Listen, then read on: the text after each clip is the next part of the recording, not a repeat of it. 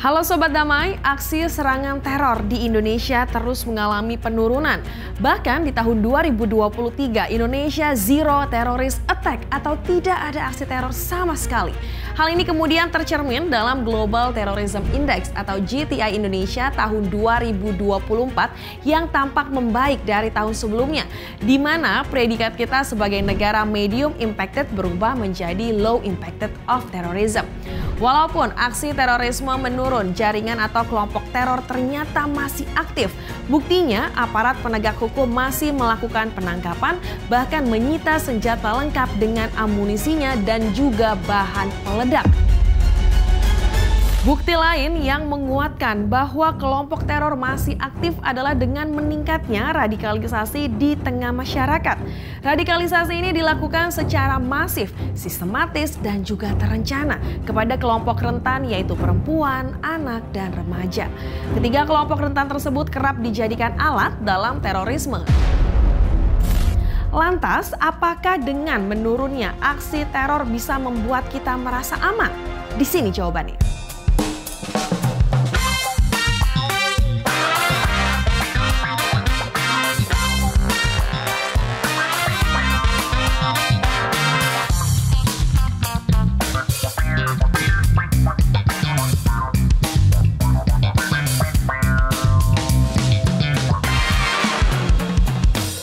Nah, untuk membahas itu semua, saya sudah bersama seorang diplomat senior yang sepanjang karirnya pernah ditunjuk sebagai Duta Besar Republik Indonesia di beberapa negara.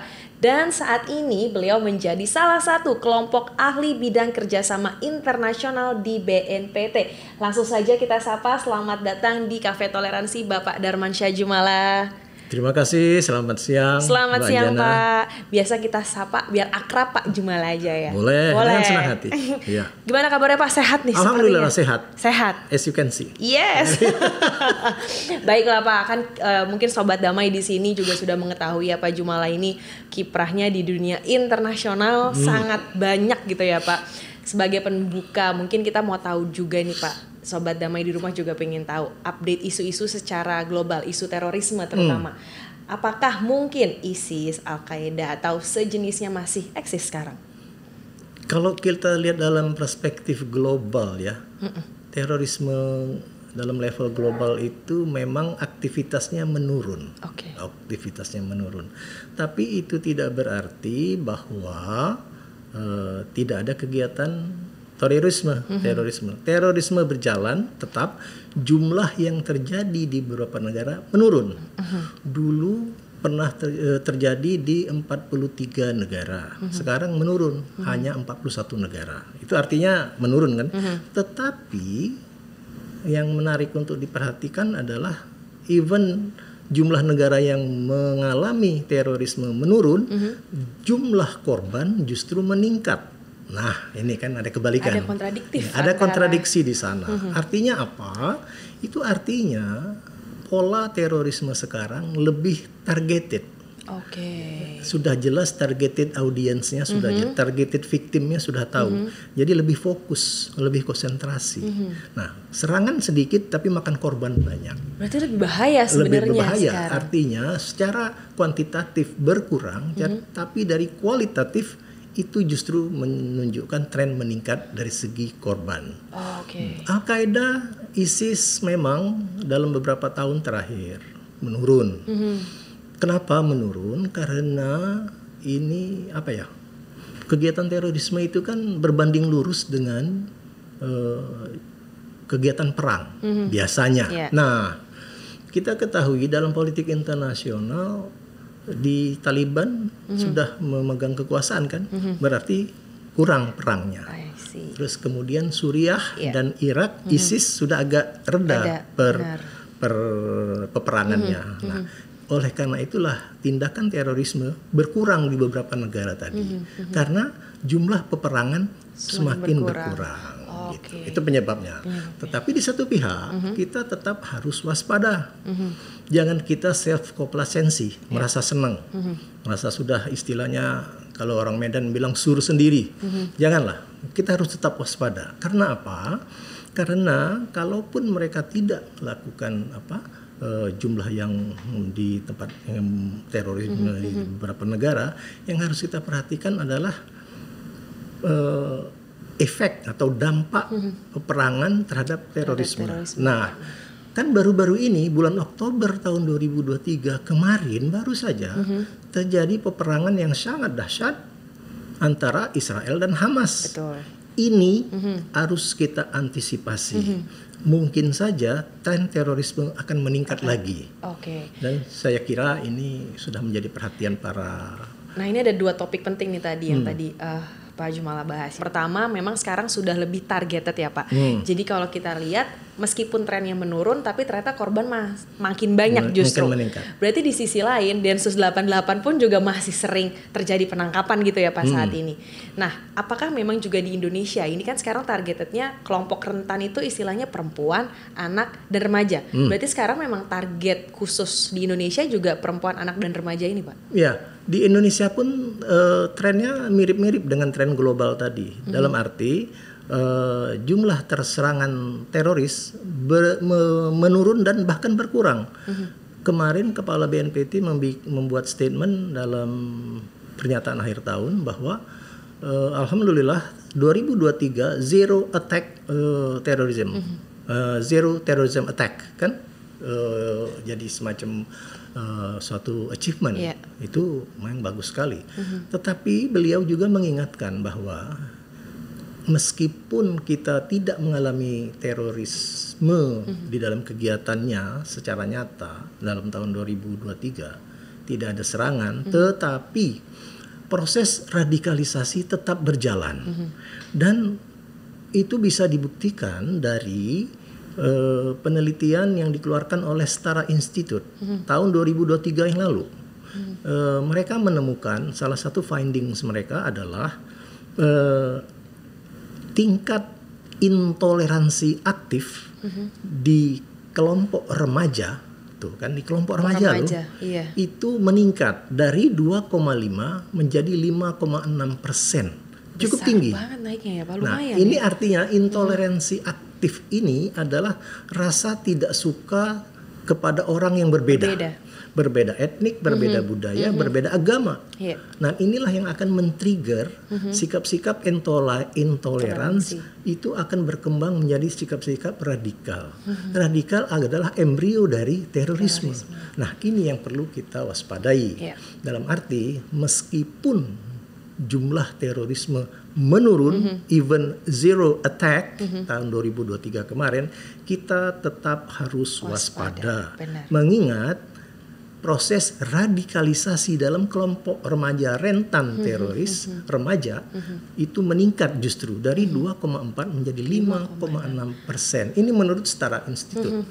Disinilah menurut saya BNPT dan lembaga-lembaga terkait harus tetap alert, harus tetap waspada terhadap proses radikalisasi ini, terutama di kelompok rentan perempuan, anak, dan remaja. Karena remaja ini masih tahap berkembangnya masih panjang sekali ya Pak, dan ini yang lebih bahaya sebenarnya. Mereka kan dalam kondisi yang limbo, galau, rimbu, dan orang yang tidak stabil kan, masih labil. Dan tadi yang poin kedua adalah bahwa trennya menurun karena perang di luar juga sedang menurun, reda itu gitu dalam ya. konteks global. Dalam konteks global. Nah, apakah sebenarnya terorisme di Indonesia ini juga dipengaruhi oleh aktivitas terorisme di luar negeri? Menurut saya ada kaitannya. Ada kaitan sebab bagaimanapun beberapa kasus yang diinvestigasi oleh aparat ada kaitan antara afiliasi seperti yang di Surabaya yang bom keluarga itu, mereka terkait dengan ISIS. Terus ada juga yang terkait dengan Jamaah Islamiyah, ada juga yang terkait dengan Al-Qaeda. Nah, oleh karena itulah apa yang terjadi di luar itu to some extent akan mempengaruhi gerakan radikalisme di Indonesia. Bagaimanapun akan terjadi.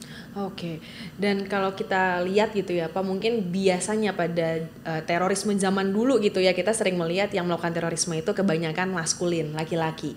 Tapi kenyataannya sekarang bahkan di Indonesia pun juga banyak terjadi yang melakukan bukan laki-laki, tetapi malah perempuan gitu ya. Nah, fenomena ini terjadi di luar negeri apa di Indonesia aja sebenarnya?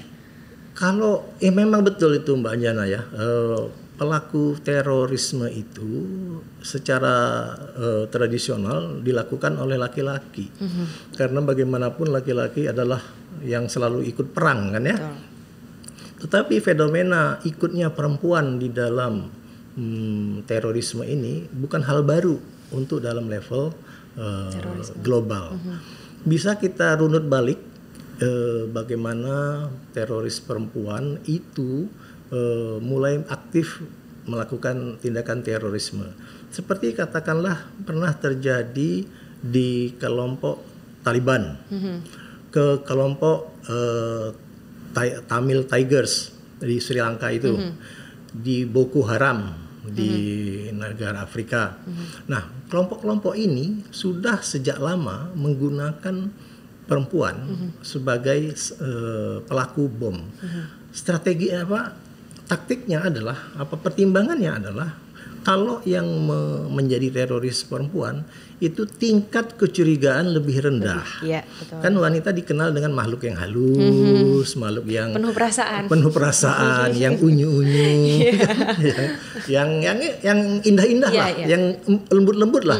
Gak mungkin orang curiga. Tetapi justru karena stereotyping wanita dalam makhluk yang halus justru dimanfaatkan oleh para teroris untuk digunakan sebagai pelaku terorisme. Nah, di luar negeri itu Boko Haram, Taliban, Macan Tamil Tigers itu melakukan lebih dulu dari Indonesia. Mereka menggunakan perempuan sebagai pelaku teroris. Jadi sebenarnya Indonesia juga mencontoh ya secara tidak langsung ya Pak. Ya, pelaku teroris kita kan punya jaringan ke mereka, punya pengaruh mereka kan ya. Nah, mungkin dari tadi kita membahas masalah perempuan, tapi di sini banyak perspektif lah mengenai perempuan yang menjadi terorisme. Ada yang mengatakan bahwa perempuan ini sebagai pelaku, tetapi ada juga yang mengatakan sebagai korban. Ada yang berpendapat kalau misalnya perempuan itu korban Pak, karena kan sebenarnya ada laki-laki, ada sosok laki-laki di sana yang akan membujuk istrinya, membujuk mungkin ibunya gitu ya. Bahkan ada juga yang membuktikan bahwa ikut-ikutan karena suaminya jadi foreign terrorist fighters gitu. Nah, kalau menurut Bapak sendiri bagaimana melihat kedua perspektif ini? Apakah wanita itu sebagai pelaku atau sebagai korban? Ini pertanyaan menarik ini. Ini memang debat yang berkembang mengenai isu terorisme berputar antara apakah perempuan itu diperlakukan sebagai pelaku atau korban. Memang terjadi perdebatan. Tapi baik, coba kita letakkan proporsinya begini ya. Untuk mengetahui lebih jelas apakah mereka itu pelaku atau korban, harus kita ajukan pertanyaan dulu. Apa tujuan dan motivasinya sehingga dia melakukan itu? Nah, itu tidak ada satu jawaban. Semuanya itu tergantung case by case. Mungkin case ini perempuan memang sebagai korban. Tapi case yang lain, kasus yang lain, perempuan benar-benar sebagai pelaku. Contoh, seperti terorisme keluarga di Surabaya, Mei 2018 kalau nggak salah. Ada 3 gereja dibomnya. Satu keluarga, bapak, satu ibu, 2 anak laki remaja, 2 anak perempuan anak-anak. Waduh, itu sadis sekali tuh, sadis sekali. Nah, ini keluarga baik-baik, men. Keluarga bahagia, keluarga baik-baik punya mobil. Coba, rumahnya bagus, kan? Ya menengah atas lah, menengah lah. Nah, tetapi kenapa perempuan dan anak-anak itu bisa ikutan ayahnya untuk kita ngebom dan kita bunuh diri? Nah, kenapa? Disinilah kita lihat bahwa figur ayah dalam suatu keluarga adalah figur panutan. Istri, saya duga mungkin dia adalah wanita yang solehah pada saat itu ya, yang berpandangan bahwa kesetiaan adalah bagian dari iman. Oke? Kemudian pada saat lain mungkin sang istri dan anak sebagai perempuan berada dalam pengaruh atau juga bisa dalam tekanan oleh sang ayah. Nah, dalam konteks ini ketika kita cek lebih lanjut apa tujuan dan apa motivasi mereka, ya karena pengaruh bapaknya. Nah, disinilah baru kita sebut wanita sebagai korban. Oke. Jadi kasus satu. Kasus dua, ada kasus mantan pegawai migran, pekerja migran Indonesia yang ikut foreign fighters, yang direkrut dari Hong Kong. Nah, dia ditangkap dan dia dipenjara. Ketika kita tanya kenapa dan bagaimana prosesnya, jelas sekali dia bilang dia tidak dalam ikatan perkawinan dengan seseorang. Justru dia habis divorce, habis cerai dengan suaminya. Karena dalam keadaan galau, dia cari pegangan. Biasa kan ya, galau, labil lagi. Dia butuh pegangan. Bagus. Dia butuh pegangan, cari tempat bernaung. Apa itu? Agama. Which is good. Which is good. Tetapi dia carinya di internet. Dia ikut pengajian melalui internet. Dia tidak tahu bahwa pengajian di internet adalah mempunyai tujuan propaganda radikalisme. Dia ikut terus, dicuci otak, dia tidak sadar. Nah, ketika dia mengikuti ajaran-ajaran bahwa pemerintah itu togut, definisi togut adalah karena tidak menjalankan syariat Islam.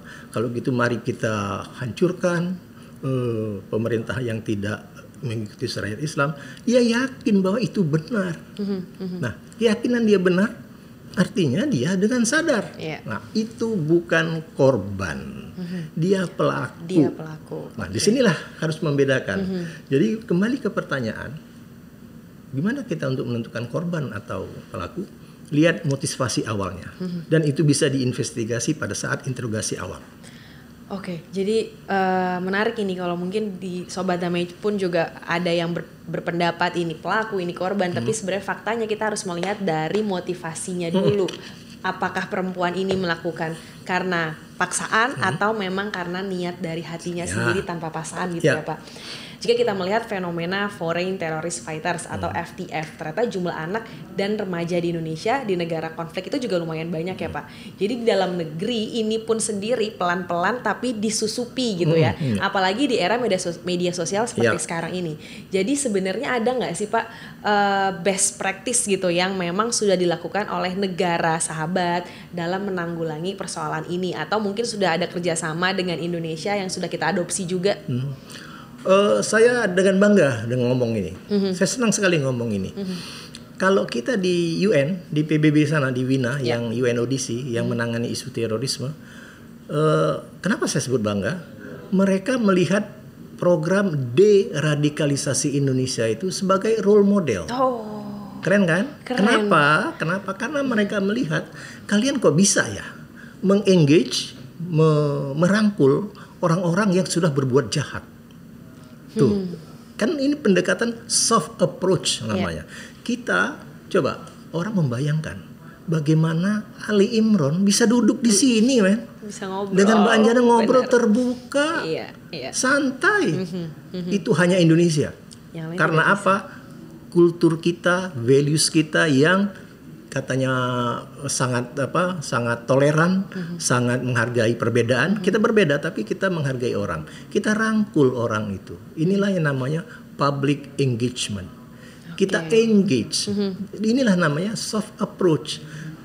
Tell you frankly, di dalam UNODC, PBB, kalau kita cerita deradicalization program, Indonesia itu jadi role model. Kok bisa Indonesia? Terus saya bilang ya dengan bangga, ya inilah Indonesia, Pancasila. Kami mempunyai sila pri kemanusiaan yang beradil dan beradab.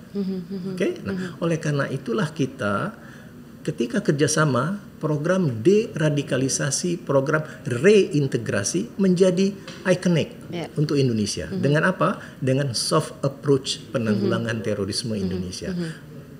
Itu tidak berarti aspek law enforcement-nya nggak jalan.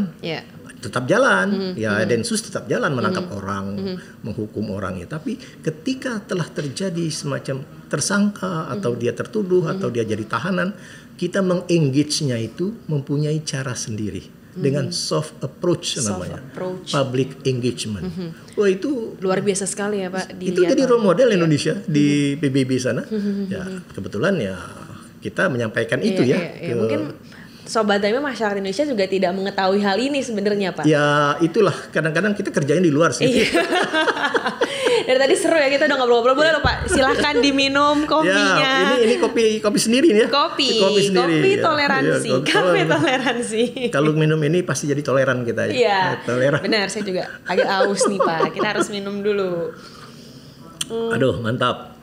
Nah, Bapak itu di samping Bapak ada sebuah buku, mungkin bisa dikasih lihat dulu dong Pak ke Sobat Damai di sini. Ini kan buku kedua Bapak ya? Iya, waduh, buku kelima. Buku kelima. Ya. Tapi buku ini nggak ada kaitan sama terorisme. Iya. Ini untuk Mbak Jana. Oh, terima kasih banyak Pak. Tapi kan ini diplomasi membumi berarti toleransi ya Pak toleransi. Ya. Nah, ini apa sih Pak makna dari buku ini mungkin Sobat Damai? Ini buku ini saya tulis, ini kalau bisa saya sebut ini adalah buku apa ya? Buku hikmah pandemi. Hikmah pandemi. Iya. Kenapa? Kita 2 tahun dikurung di rumah.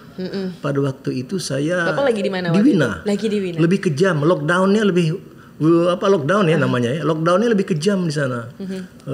Kalau di sini masih bisa melipir keluar. Kalau di sana nggak boleh. Iya. Kena denda, oke? Nah jadi 2 tahun kita nggak boleh keluar rumah. Tapi gaji jalan terus. Jadi lumayan bisa ditabung kalau itu Pak. Bayangkan kita digaji jalan, kerjaan jalan tapi di rumah. Coba ngapain? Kerjaan dikit kan ya? Iya. Ngapain? Nah, mulailah saya menulis, mengumpulkan tulisan-tulisan lama. Terus beberapa teman bilang, teman wartawan tentunya, kenapa nggak dikumpulin aja Pak Jom? Kenapa? Jadikan buku. Ternyata saya kumpulkan menjadi 500 halaman itu. Dikumpulkan ternyata tebel banget. Tebel banget ya. Saya itu tulisan saya ya bisa direntang waktunya sejak saya mahasiswa saya menulis. Ya kalau kita ngelihat tulisan saya waktu mahasiswa kan lucu-lucu kan. Oh jadi semuanya Bapak jadikan satu. Jadikan satu ya disegmentasi berdasarkan topik. Jadilah itu. Jadi ini buku terakhir dari COVID. Iya setelah COVID saya cetak. Launchingnya pun masih dalam keadaan COVID. Iya, tahun 2022 ya. 2022. No, 2021. 2021 pertengahan masih dalam suasana COVID. Produktif sekali Bapak di dalam di lockdown itu ya Pak. Di lockdown itu kata orang hikmah pandemi itu. Hikmah pandemi benar. Nah, Bapak kan ini buku kelima berarti. Masih banyak mungkin Sobat Damai di sini yang menantikan nih Bapak. Apakah ada rencana lagi ingin menerbitkan buku lagi atau ada yang terfikirkan? Nah, kita di sini ada sebuah buku. Nah, sebuah buku ini kita dikasih bocoran sedikit dong Pak. Ini yang Sobat Damai biar dapat bocoran. Memang saya lagi siap-siap mau nulis. Nah, mungkin boleh dikasih judulnya. Nanti kira-kira buku berikutnya apa yang mau Bapak terbitkan? Harus pakai judul. Mungkin kalau judulnya belum ada, perkiraan Bapak aja. Kira-kira Bapak mau warna apa nih Pak? Di sini saya disediakan banyak warna spidol. Biru. Biru. Ini Pak ya, silahkan. Ditulis. Masya Allah. Boleh tulis, mau digambar terserah Bapak. Saya nggak bisa gambar. Apa ya? Tulis aja kalau gitu Pak. Ini kaitannya sangat BNPT ini. Coba kita lihat dulu Pak di sini. Ya. Lanskap baru. Terorisme global. Nah, saya mau cerita itu nanti. Ini di buku ini terkait apa Pak ceritanya? Begini, kan selama ini kita mengetahui bahwa terorisme itu secara tradisional adalah terorisme yang dilakukan oleh orang-orang yang mempunyai keyakinan yang lebih banyak didorong oleh keyakinan agama. Oke? Benar. Itu dulu. Sekarang it has been changing, man. It has been changing. Kenapa? Coba perhatikan. Ada di Jerman sana, ada kelompok anak-anak muda dan melakukan teror kepada imigran sehingga mereka melakukan tindakan-tindakan terorisme yang bersifat radikal. Ini belum disebut terorisme, tapi ini adalah wajah baru terorisme global. Apa yang terjadi di Inggris kemarin?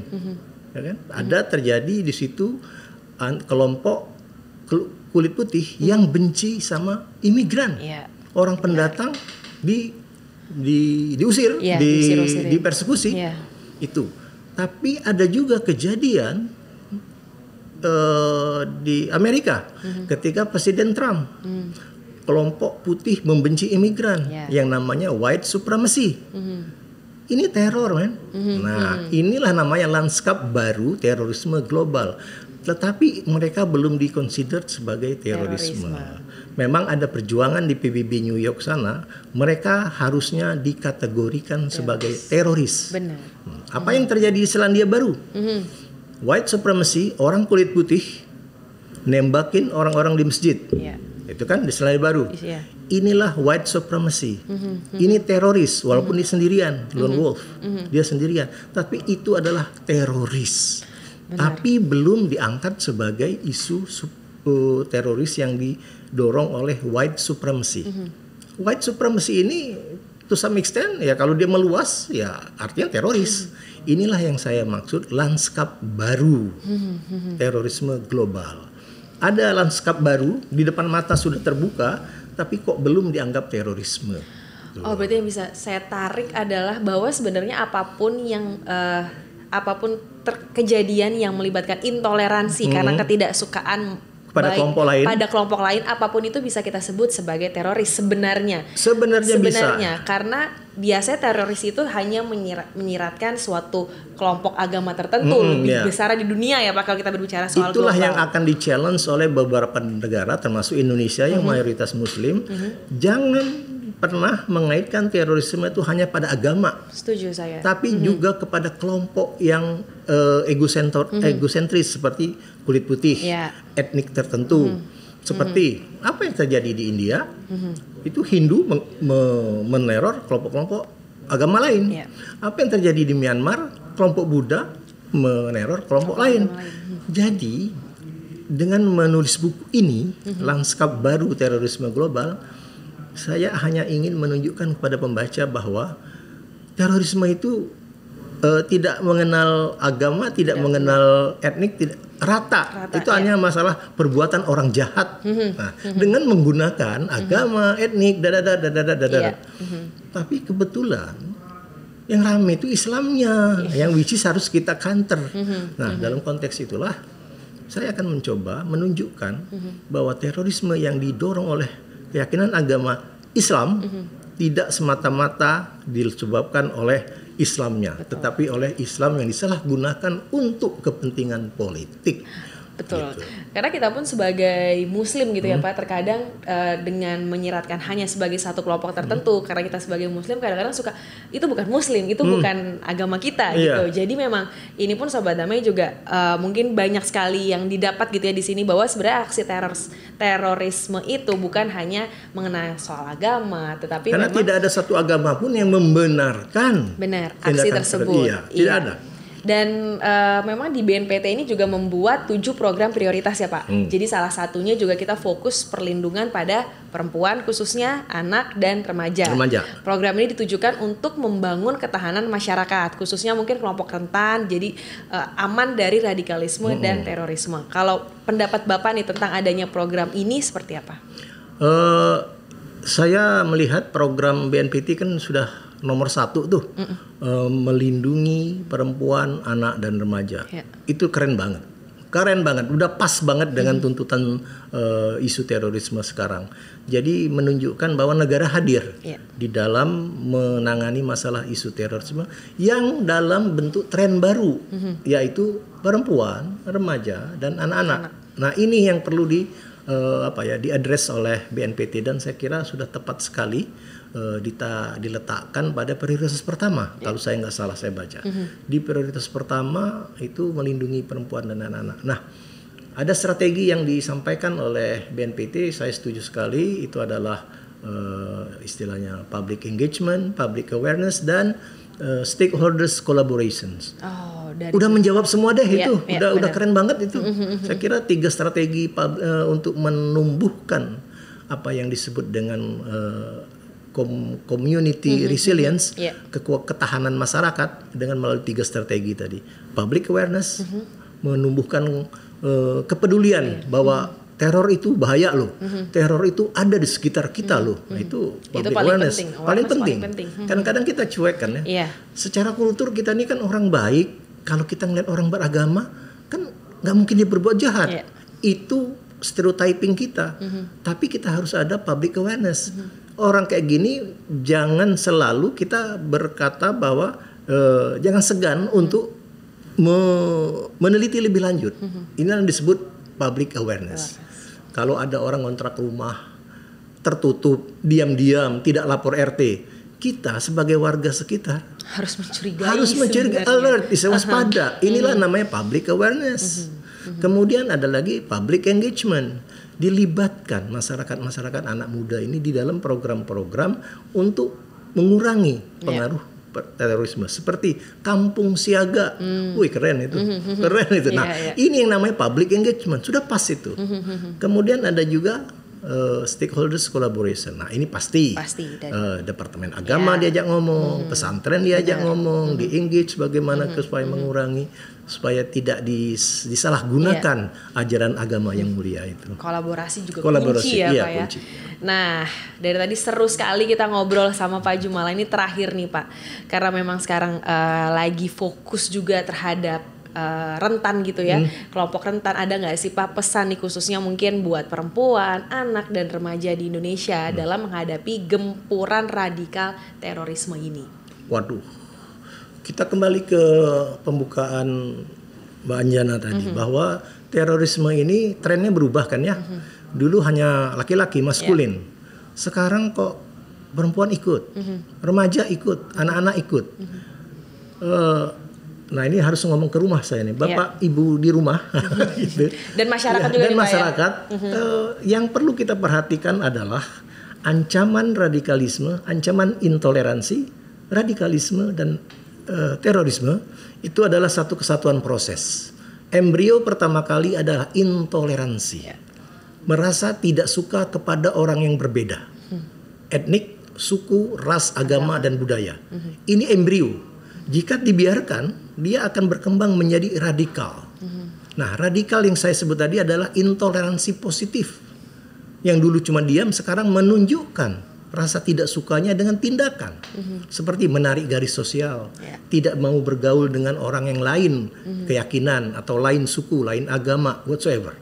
Ada kecenderungan ini. Dan yang ketiga, kalau kita sudah menarik garis secara sosial, etnik dan agama, itu embrio kita untuk jadi teroris. Nah, sekarang ancaman-ancaman ini dulu ya kita tahu mungkin hanya muncul dari kelompok-kelompok kecil, kelompok masyarakat yang ada pengajian eksklusif. Oke. With all due respect kepada yang kelompok pengajian yang benar. Alhamdulillah, itu bagus dan harus. Tetapi oknum yang melakukan pengajian kelompok kecil secara eksklusif mengajarkan hal-hal yang kekerasan. Oke. Nah, disinilah ini masih terbuka, masih di komunitas, di masyarakat, di perkumpulan atau perkumpulan komunitas lah, masih terbuka. Tetapi Bapak Ibu sekalian, tolong banget diperhatikan. Ancaman terorisme bukan hanya di tempat publik, tapi sudah masuk ke ruang-ruang privat kita sebagai keluarga. Apa itu? Masuk ke ruang-ruang privat, masuk ke ruang tidur anak kita, anak remaja kita, melalui apa? Gadget, internet, HP. Ini yang terjadi dengan yang namanya teroris yang ZA yang menyerang Mabes Polri beberapa tahun yang lalu. Dia keluarga baik-baik, keluarga bahagia, ibu, bapak, adik, kakak lengkap. Tapi dia menyendiri, belajar di internet, di kamar tidur. Artinya ancaman terorisme sudah memasuki ruang-ruang privat. Nah, kadang-kadang orang tua tidak alert, tidak waspada. Nah, pesan saya, mari kita sebagai orang tua, jika kita ingin membuat Indonesia ini damai, kita tetap waspada dan harus tetap memperhatikan apa yang dilakukan oleh anak kita, dan dan harus tetap bertanya apa saja yang dia pelajari, apa dia yang dia peroleh dari kelompok perkumpulan dia ataupun yang dia peroleh dari internet. Sebab bagaimanapun pada akhirnya mempengaruhi cara pikir orang lebih gampang dilakukan secara perorangan. Ya, benar. Dan itu ada di kamar tidur. Dan itulah yang dilakukan kepada remaja-remaja Indonesia. Jadi kita harus waspada untuk hal itu. Waspada akan segala hal karena kita sudah memasuki era sosial media juga. Ya. Banyak segi positifnya tapi negatifnya pun juga harus kita waspadai, kita cegah bersama, apalagi kalau ini menyangkut keluarga kita. Jadi kita harus lebih waspada sama orang-orang sekitar kita juga, jangan acuh apalagi dengan keluarga kita sendiri gitu. Betul. Ya Pak. Nah Sobat Damai, meskipun memang jumlah aksi teror ini menurun, bukan berarti masyarakat Indonesia berdiam diri untuk tidak waspada, karena masih banyak tantangan yang harus dihadapi untuk generasi mendatang. Nah untuk Sobat Damai, untuk perempuan, anak-anak dan remaja, ayo kita mulailah bentengi diri kita masing-masing, diri kalian dengan sebuah hal yang positif, melakukan pendekatan bersama orang-orang yang dapat mengedukasi, juga dapat memberikan dukungan ke arah yang membangun. Jadi untuk itu kita mari bersama-sama terlibat aktif dalam upaya menjaga perdamaian demi terciptanya Indonesia aman, damai, dan harmoni.